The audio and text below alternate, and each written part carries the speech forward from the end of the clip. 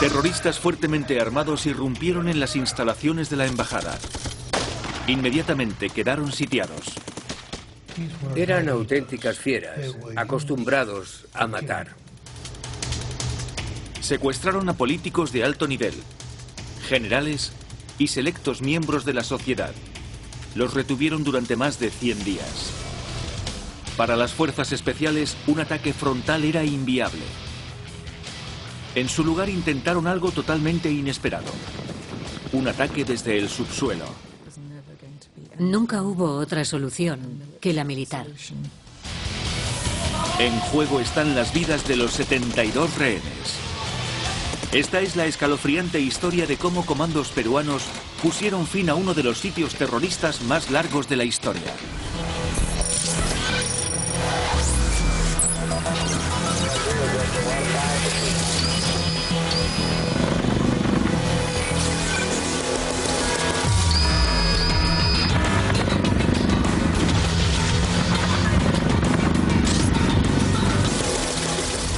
Operaciones secretas. El sitio de la Embajada de Japón.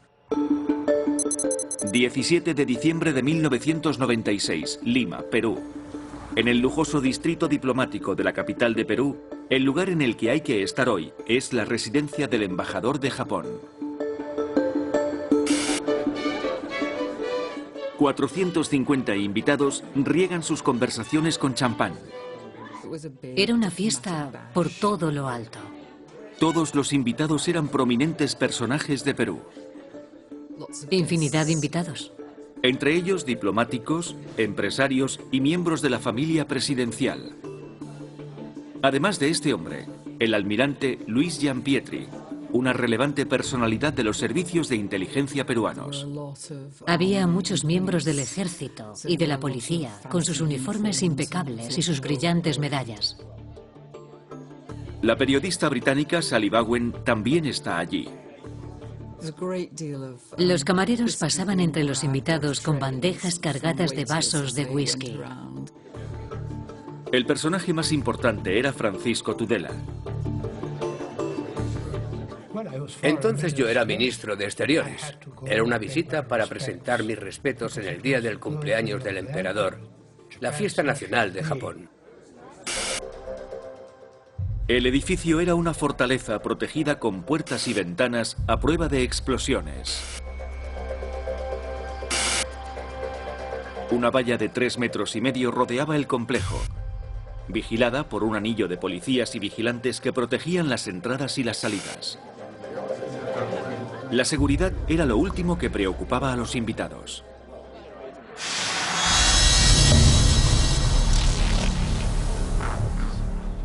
Pero un pequeño grupo de terroristas se prepara para una descabellada misión. Su plan consistía en burlar el cordón de seguridad escondidos en la parte de atrás de una ambulancia. Mientras disfrutaban de sus bebidas y sus canapés, poco podían sospechar los invitados lo que estaba a punto de suceder. A las 8:30 p.m. un grupo de terroristas fuertemente armados colocan una carga explosiva en el muro exterior. De repente hubo una explosión. Sonó como si fuera un coche bomba. De repente irrumpieron en medio de la fiesta. No entendíamos qué estaba pasando. Estaban muy bien equipados. 4 de ellos con sus fusiles Uzi, pero también llevaban pistolas Browning y granadas de mano. Los terroristas abrieron fuego contra los guardias en el exterior del edificio. Los invitados corrieron a protegerse. Nos disparaban por todas partes.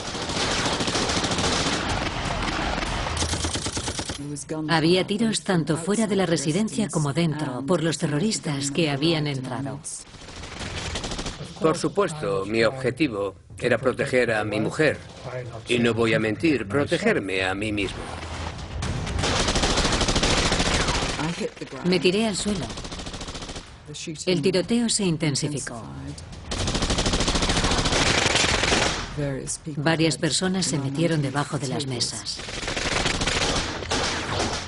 Era aterrador.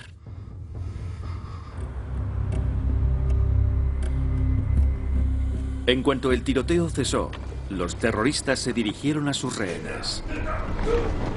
Que fueron muy duros con nosotros, nos dieron puntapiés, nos apuntaban con el arma,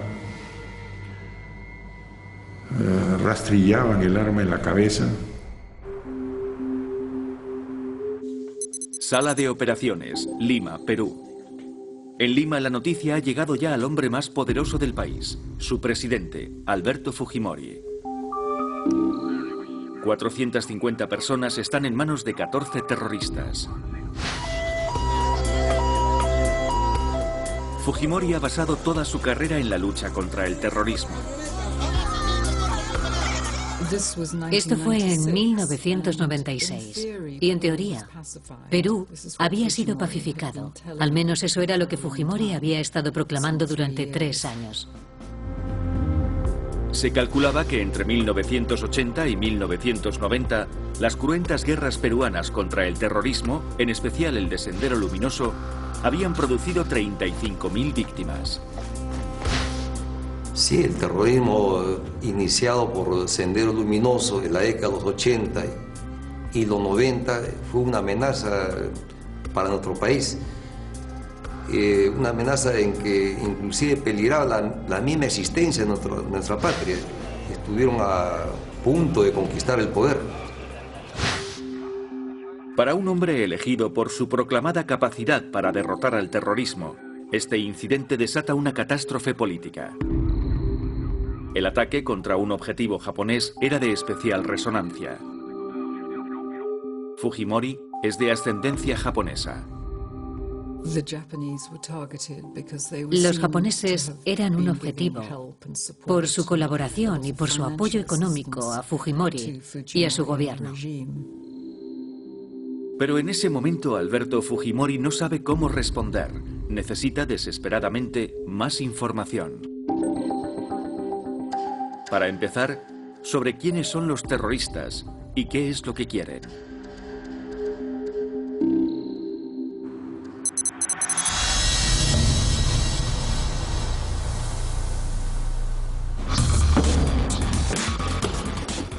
En la residencia del embajador japonés, los rehenes militares se arrancan sus insignias y medallas en un intento desesperado por ocultar su identidad.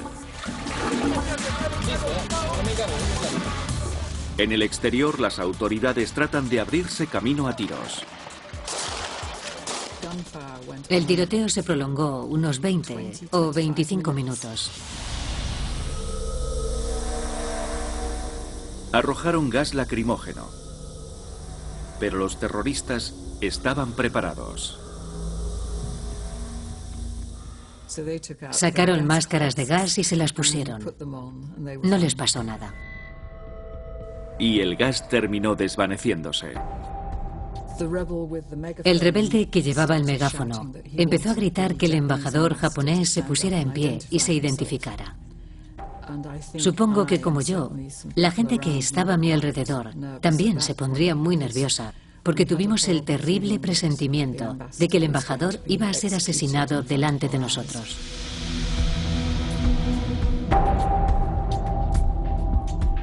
El embajador japonés Morihisa Aoki se vio obligado a tomar el megáfono y a pedir a la policía que se replegase. A eso le siguió una calma tensa. 21 a 15 horas, sala de operaciones.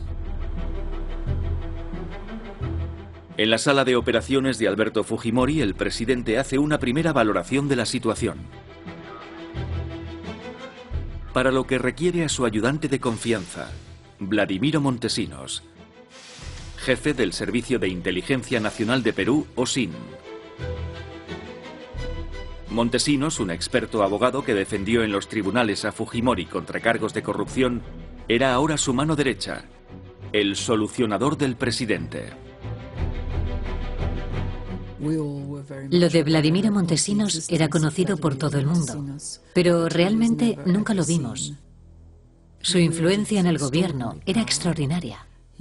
Era los ojos y los oídos de Fujimori. Montesinos reúne una unidad antiterrorista de élite, los comandos peruanos.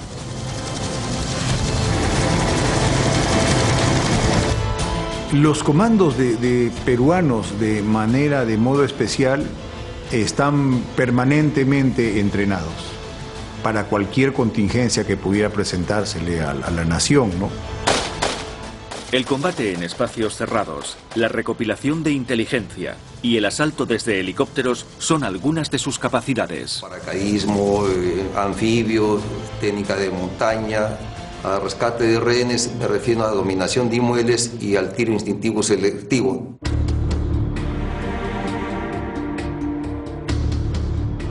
Los generales José Williams Zapata y Luis Alartrista Rodríguez no tardan en recibir la llamada de Montesinos. Yo estaba trabajando en la primera brigada de fuerzas especiales. Pasaron por televisión lo que ocurría en la residencia de la Embajada de Japón. El problema era considerable. Mi reacción fue ordenar a quienes tienen la responsabilidad que se preparen. Montesinos y los comandos empiezan a valorar las opciones. Descartamos la posibilidad del aire, ¿no? De los paracaídas, alas delta u otro tipo de aproximación, porque perdíamos sorpresa, perdíamos secreto, no era posible. Los generales Williams Zapata y Alartrista Rodríguez tenían que encontrar otra vía. Entretanto, en la residencia del embajador, los rebeldes colocan trampas en las entradas y por el perímetro de la casa. Convierten la residencia en una fortaleza. Y solo entonces revelan sus identidades. Uno de los rebeldes que estaba a mi lado cogió un megáfono y nos gritó que nos echáramos al suelo si no queríamos que nos volasen la cabeza. Somos el MRTA. El MRTA, Movimiento Revolucionario Túpac Amaru, es un grupo rebelde comunista de infame reputación en Perú. El MRTA estaba especializado en secuestros, eran muy violentos y habían matado ya a muchas personas. Secuestraban bastantes empresarios para extorsionarlos, sacarles dinero y también entraron al asesinato selectivo. El terrorista que comandaba el asalto era también el líder del grupo, Néstor Zerpa Cartolini. Nacido en Lima en los 50, Zerpa había sido un político radical que había terminado tomando las armas. Era un hombre psicópata. Era un tipo muy sanguinario. Zerpa pretendía que el secuestro de rehenes diera publicidad al movimiento. Inmediatamente identificó a la periodista inglesa Sally Bowen como alguien que puede resultarle de utilidad. Se mostraba sereno, contenido. Permanecía en un pequeño despacho junto al vestíbulo de la residencia. Le preguntamos qué perseguía, por qué estaba haciendo esto. E inmediatamente nos dijo que su demanda era que los prisioneros políticos del MRTA fueran puestos en libertad. Zerpa exige la liberación de 400 prisioneros políticos, incluida su propia pareja, y una gran suma de dinero. Pedían también un cupo de guerra, que le llamaron, de aproximadamente 6 millones de dólares. Y el cambio de modelo económico, era un chantaje que querían hacerle al gobierno. Zerpa también quería reunirse con el presidente y si sus demandas no se satisfacían, asesinaría a rehenes. La primera persona que tenía en la mira era el ministro de Exteriores, Francisco Tudela. El líder me dijo que me matarían al día siguiente, a las 12 del mediodía. A Tudela le quedaban 14 horas de vida. Le dije a mi mujer que era hombre muerto. Ella me dijo que no dijera tonterías, pero yo le abrí los ojos. Todas las posibilidades estaban en mi contra. Yo era un objetivo principal para los terroristas.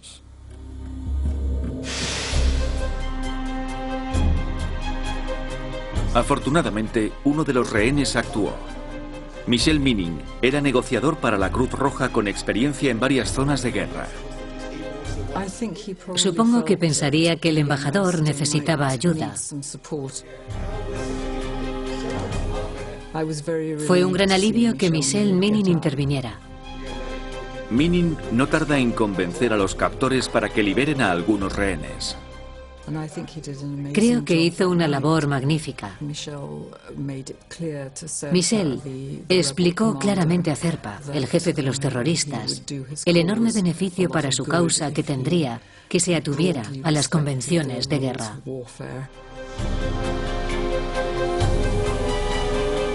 Minin consiguió la liberación de los camareros primero y de las mujeres y los niños después, en total 170 personas. Entre ellas la esposa del ministro de Exteriores, Francisco Tudela. No quería abandonarme. Le dije que tenía que irse, que pensara en nuestros niños. Por entonces nuestros hijos eran pequeños. Al final se fue a regañadientes. Fue un momento muy emotivo y muy difícil.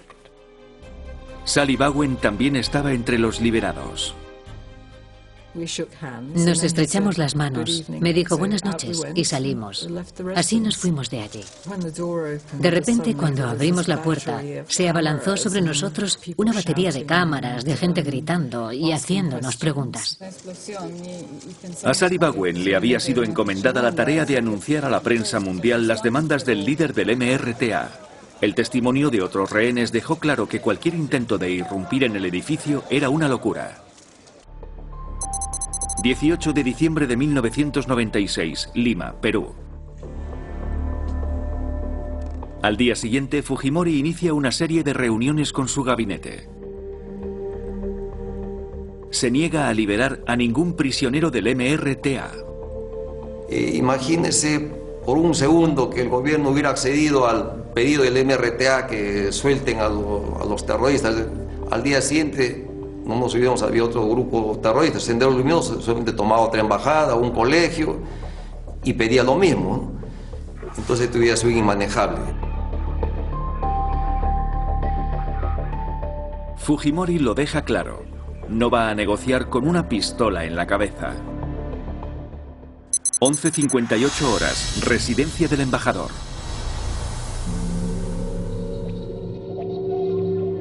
Para Francisco Tudela, la firmeza de Fujimori es su sentencia de muerte. Su ejecución está prevista para mediodía. Su vida pende de un hilo.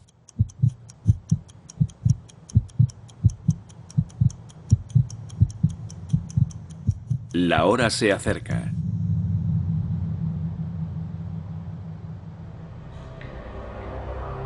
Zerpa no hace nada. Pero advierte a Tudela de que está viviendo un tiempo prestado. Me dijo que como ministro de Exteriores admiraba mi trabajo y que sentía tener que matarme. 18 de diciembre de 1996, residencia del embajador. De hecho, unas cuantas horas más tarde, Zerpa liberó a 4 rehenes más, todos ellos diplomáticos. Entretanto, los preparativos para recuperar el control de la residencia del embajador continúan. Gracias a los rehenes liberados, los comandos están consiguiendo información muy valiosa.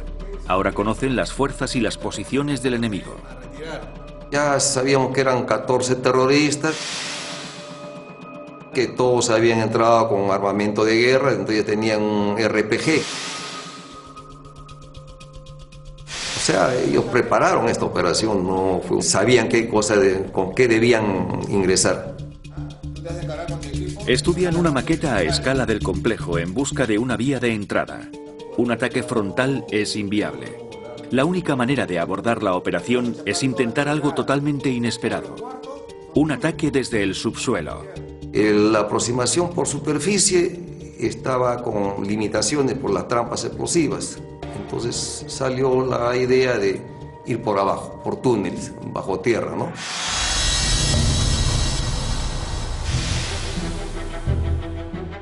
Así se concibe la operación Chavín de Huántar. Su nombre hace referencia al yacimiento arqueológico peruano conocido por su red de túneles.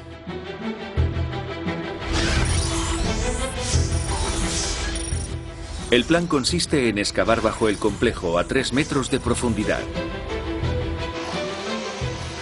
Nunca se había intentado nada parecido. El túnel principal tendría 20 metros de longitud y de él saldrían otros hacia afuera.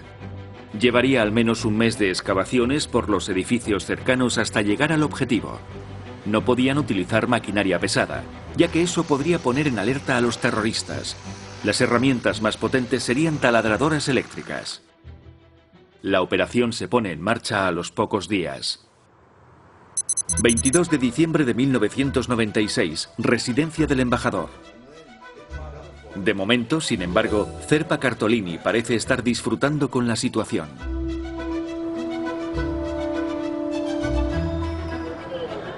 A finales de diciembre, como gesto de buena voluntad, coincidiendo con las Navidades, libera a más personas, en total 225, con la esperanza de copar los titulares. Durante mucho tiempo, la sensación fue que en la guerrilla estaban ganando la batalla de la propaganda. Parecían mostrarse abiertos y dispuestos al diálogo con el gobierno peruano. Mientras que por parte del gobierno peruano el silencio era absoluto. Mientras las autoridades mantenían sus cartas ocultas, los terroristas disfrutaban de su recién adquirida fama. Todos tenían un afinado sentido de la publicidad. Sabían que los fotógrafos y los cámaras necesitaban imágenes. El MRTA colgaba pancartas de las ventanas periódicamente, todo como parte de la guerra de propaganda. Tras 15 días de asedio, el día de Año Nuevo de 1997, el MRTA atestó un inteligente golpe de propaganda. Se produjo un acontecimiento muy llamativo. Algunos de los fotógrafos y cámaras recibieron permiso para entrar en las instalaciones y grabar imágenes del exterior de la residencia. La puerta de entrada se abrió y Zerpa invitó a todo el mundo a entrar. Así que los reporteros entraron y pudieron hacer fotos a los miembros de la guerrilla. Yo hablé con la prensa extranjera cuando entraron en la embajada el día de Año Nuevo. La idea de Zerpa era transmitir la sensación de que luchaban limpio, de que la guerrilla respetaba la Convención de Ginebra. Enero de 1997, residencia del embajador. A pesar de su falsa calma, el asedio se hace interminable. Para los desafortunados que siguen dentro, la vida se sume en una extraña rutina.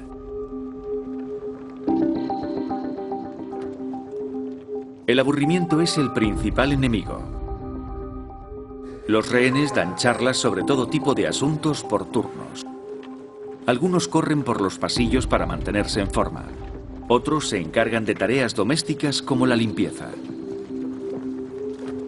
Primero, sorpresa, temor, angustia, cólera, pero llega un momento en que uno asimila todo eso y entra en una etapa de ordenar sus cosas y al final lo que quiere es que se termine sí o sí. Por la noche, los rehenes tienen que dormir en el suelo. Está frío, abarrotado. La atmósfera está muy cargada. Difícil dormir así, de esa forma, porque uno no se acostumbra mucho. Para el almirante Gianpetri, la noche es el momento para reflexionar. Era el momento en que yo era dueño de mis pensamientos. Había silencio, podía reconstruir lo que había pasado en el día.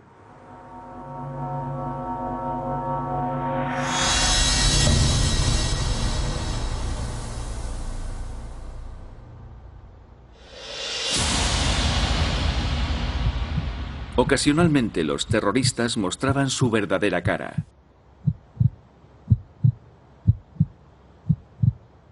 Francisco Tudela lo experimentó en sus propias carnes. Se me ponía un terrorista a cada lado. Me apuntaban con las armas a la cabeza y apretaban el gatillo. Entonces oí el clic, la cámara vacía. La sensación la recuerdo como una mezcla de miedo y alivio. Finales de enero de 1997. Después de 4 semanas de asedio, aún quedan 72 rehenes en el interior.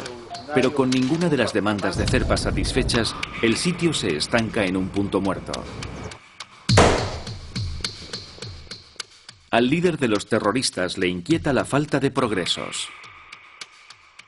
La presión empieza a hacer mella en él.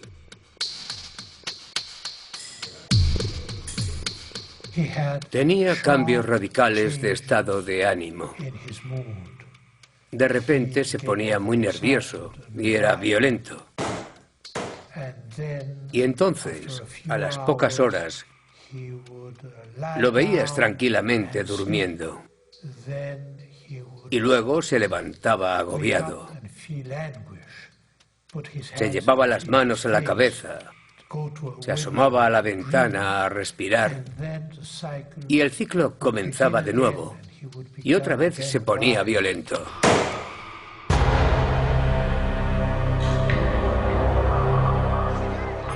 Para el presidente Fujimori también es un momento muy difícil.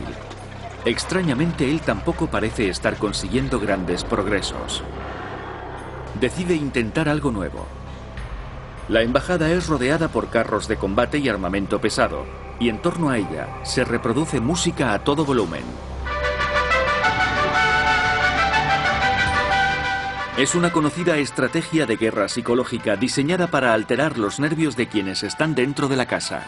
Eso fue una de las mayores torturas que tuvimos nosotros. El ruido era impresionante. No podíamos hablar entre nosotros porque era muy fuerte el ruido. Pero todo tenía una razón: ocultar el ruido de las excavaciones. Se colocó música en volumen alto con la finalidad de que los terroristas estuvieran distraídos en ello. Se estuvo cerca de la residencia, se simuló ruido, se puso música para que no escucharan el trabajo que se realizaba bajo tierra. Febrero de 1997.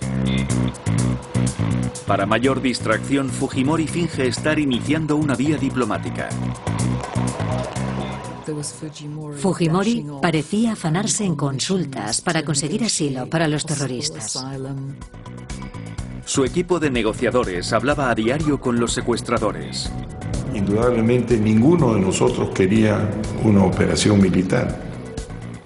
Nosotros pretendíamos una solución que nos permitiera salir vivos.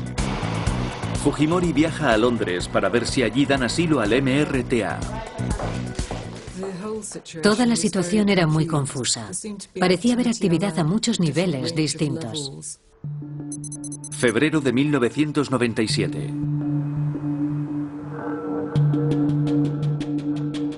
La vía diplomática es solo una tapadera. Con ella pretenden ocultar sus verdaderas intenciones.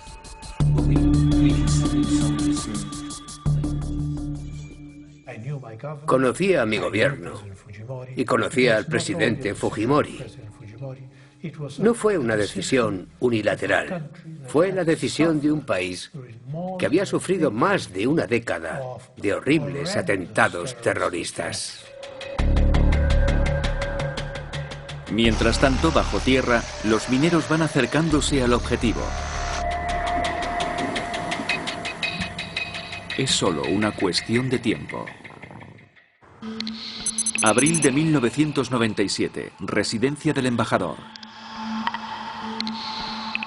En abril, después de casi 4 meses de sitio, Zerpa cede en sus exigencias a fin de salir del punto muerto. Reduce el número de prisioneros del MRTA para los que pide excarcelación de 400 a 20. Para entonces el verano está a la vuelta de la esquina. La temperatura en el exterior alcanza los 26 grados. Para los secuestradores y sus rehenes en el interior, el tiempo de asedio empieza a pasar factura. Las autoridades peruanas han cortado los suministros de agua y electricidad. Las condiciones empiezan a ser infrahumanas. Insoportable. Sin agua corriente, sin electricidad, sin higiene. Con el agua cortada, los inodoros rebosan. Los baños colapsaron muy rápido. Mucha gente tenía el colon nervioso. O sea, el olor era muy fuerte. Pero las condiciones insufribles formaban parte del plan del ejército. Era la manera de obligar a los terroristas a recurrir a los recursos del exterior. Esto fue a propósito para poder manejar este aspecto de que ellos recibieran víveres. La única fuente de provisiones y agua era la Cruz Roja, que hacía entregas periódicas a la casa. Los equipos de la Cruz Roja Internacional entregaban comida todos los días, así que entraban y salían diariamente de la residencia.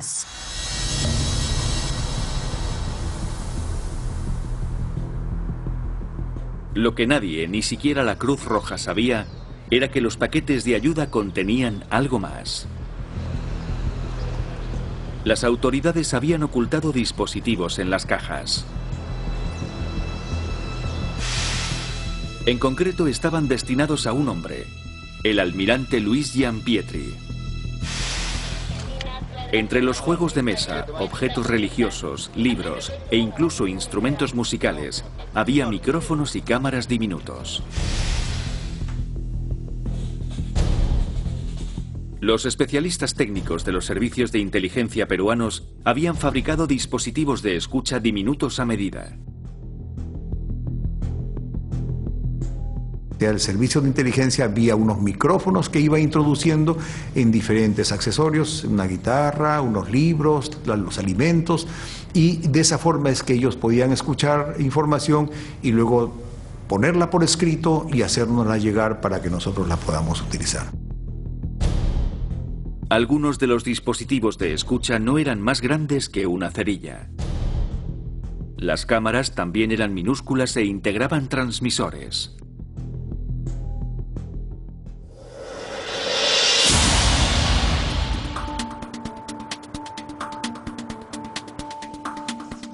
A lo largo de las semanas que duró el asedio se introdujo la asombrosa cantidad de 800 micrófonos.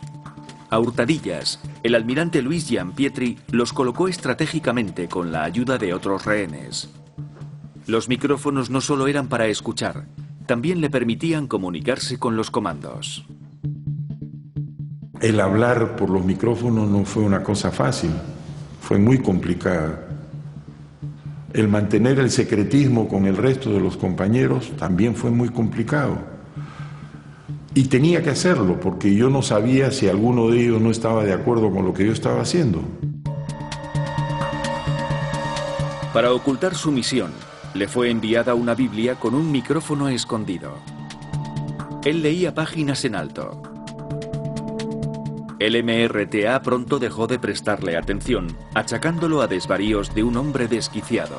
Pero con cada oración, Giampietri dejaba caer datos esenciales de inteligencia. Sabíamos que él era FOE de nuestra Marina, conocía, vamos a decir, el mismo idioma, por decir un término, de los comandos, y era el más indicado para que sea nuestro contacto dentro de los rehenes.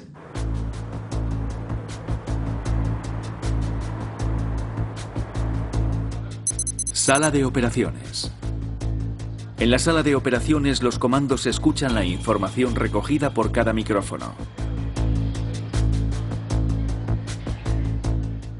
Poco a poco empiezan a completar la foto detallada de la situación. los escuchábamos también a los terroristas, entonces fuimos obteniendo más datos que nos iban a permitir hacer mejor la acción, ¿no?, de rescate de rehenes.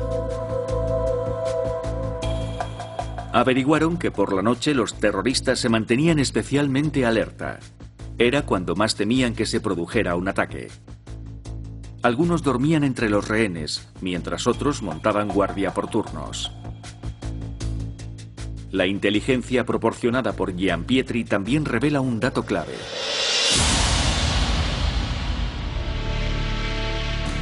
Cada tarde, 4 miembros del grupo juegan al fútbol. El amplio salón de la planta baja les sirve de campo. El partido, además, es presenciado por buena parte de los terroristas. Es el momento en el que están más distraídos y son más vulnerables. Uno sin duda, caramba, si están reunidos los por medio de 10 o 12 terroristas jugando fulbito abajo en el área del comedor y de la sala, ahí podemos agarrarlos reunidos. El partido de fútbol vespertino era claramente el momento de lanzar el ataque. Los comandos ultimaron los detalles del plan. Cavaron un túnel especial justo debajo del salón. Se decidió también hacer un brazo del túnel bajo el piso de la residencia donde jugaban fulbito.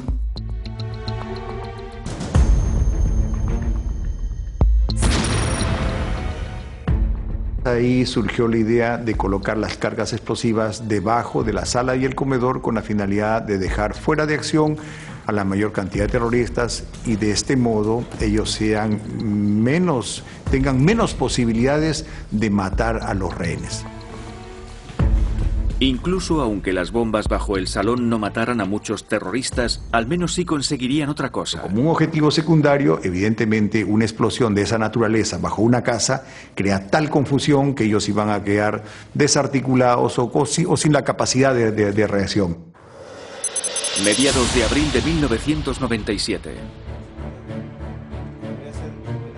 La hora cero se acerca y los comandos ultiman el plan. Hubo 2 patrullas de asalto, una para el primer piso, la patrulla Alfa, la patrulla Delta para el segundo piso. En el grupo que llevaría a cabo la incursión se encontraba Miguel Vélez Moros Rojas. Yo fui integrante del grupo Delta, mi jefe de equipo comando Renan, yo fui el quinto hombre de ese equipo.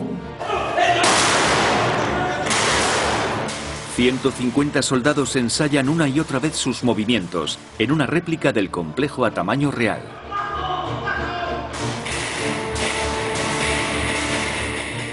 Practican diferentes técnicas de evacuación y prueban distintos tipos de explosivos. Se vio que esta fuera exactamente la carga, no mucho que volara a la residencia, pues vamos a eliminar a los rehenes, ¿no? Ni poco que no hiciera nada. Cuando ya casi están preparados, surge una complicación. Los periodistas que se habían instalado en los tejados de alrededor de la embajada repararon en la cantidad de ruido que venía del subsuelo, de manera que acabamos deduciendo que estaban cavando túneles.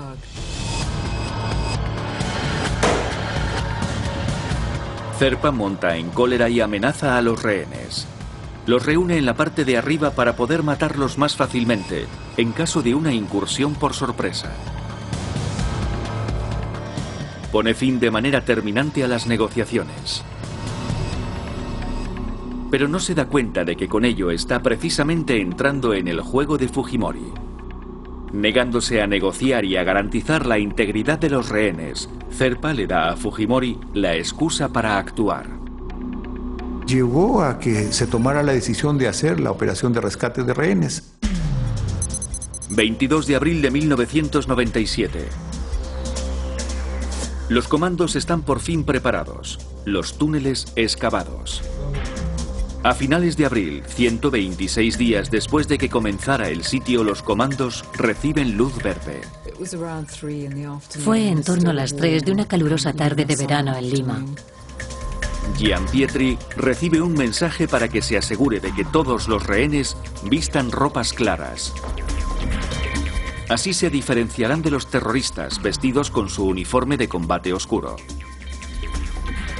Gianpietri conmina a los rehenes a tumbarse en el suelo y mantener las cabezas agachadas. Francisco Tudela es uno de los pocos que sabe lo que está a punto de ocurrir.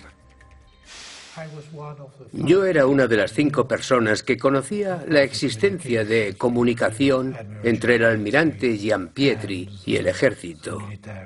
Así que sabía que el ataque era inminente.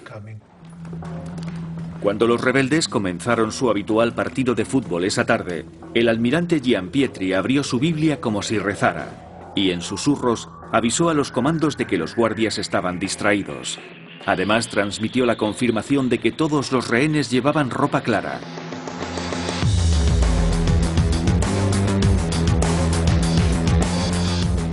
Se envió a un grupo a colocar la carga bajo el salón. Acaban de dar las 3.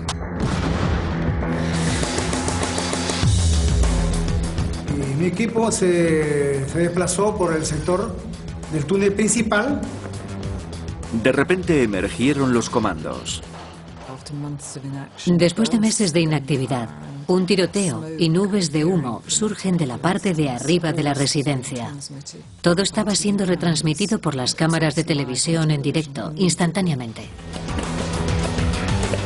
Como estaba planeado, la primera fuerza Alfa irrumpe en la planta baja. Mientras, la Delta llega a la planta de arriba y empieza a buscar a los rehenes. El grupo Delta a cargo del segundo piso. Ellos ingresaron también en todo el perímetro. Ingresamos a la residencia por 6 lugares a la vez.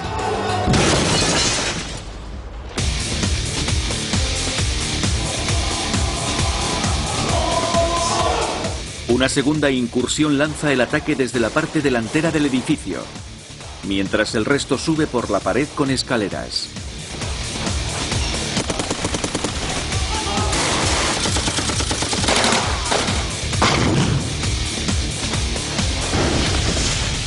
Más explosiones señalan la llegada de nuevos grupos de soldados de élite, mientras el equipo Delta acomete el asalto sobre la planta de arriba desde la terraza. Y comenzaron ellos a evacuar a nuestra voz, ¿no? Evacuar. Se inicia el tiroteo. Los rehenes descienden rápidamente por las escaleras y abandonan la residencia a toda prisa, protegiéndose la cabeza. Con muchos rehenes ya a salvo, los comandos se preparan para el combate.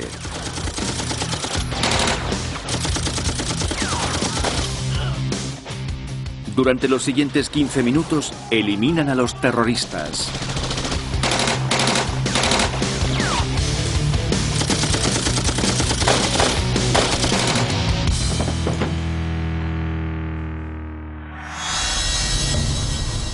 Pero esto no ha acabado aún para Francisco Tudela, que sigue atrapado en su escondite. Uno de los terroristas fue a por él. El terrorista era mi ejecutor. Vino a buscarme a la habitación y me vio en la terraza. Lanzó una granada de mano. Recibí 60 impactos de metralla. Aún tengo 18 fragmentos dentro. Y luego me disparó. Falló las 2 primeras veces. La tercera, en cambio, me dio en la pierna.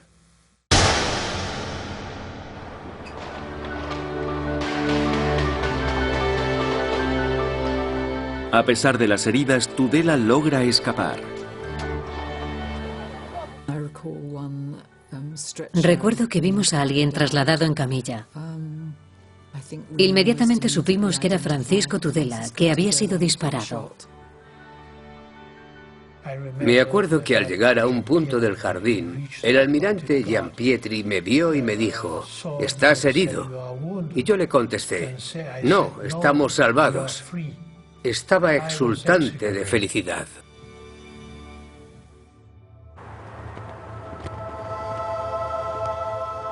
El humo al disiparse descubre a 14 terroristas muertos, Zerpa entre ellos. Un único rehén no sobrevivió. Resultó herido y murió de un ataque al corazón. 2 comandos murieron. La operación de rescate duró 32 minutos, de principio a fin.